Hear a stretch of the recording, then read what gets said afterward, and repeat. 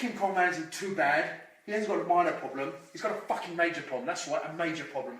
And that problem is with scumbags who are on anabolic steroids and expect too much from their cycle. That's right, way too much. When you take into consideration their lifestyle and their diet and their training. Oh, for fuck's sake! Stop farting. But anyway, basically, their lifestyle sucks. Their training is sort of half reps, heavy weight, no intensity. And their sleep is minimal because either they're wanking all night or they're getting shagged all night. So there's obviously not going to be a lot of growth there.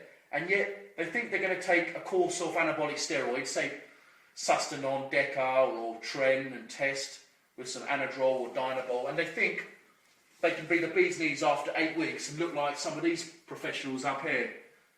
Ronnie Coleman, Chris Cormier, Dexter Blade Jackson, Phil Heath, all these Hall of Famers up there. They have basically their expectations are way too much, because what they do, they actually bitch about the gear. They say, oh, the gear's too underdosed, or the gear's shit.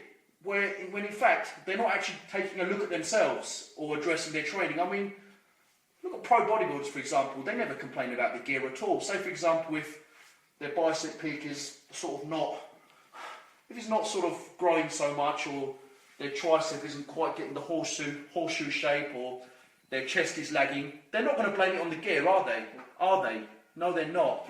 What they're going to do, they're going to address holes in their training. Maybe they're not sort of trained with the correct form, the technique isn't quite right, the mind-muscle connection maybe not there, or maybe there's something missing from their diet or supplementation. They won't blame it on the steroids at all, because steroids are just 20 to 30% of it. The rest is diet, nutrition and rest.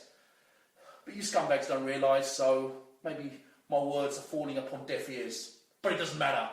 But Kim Kong Man has a message for you scumbags.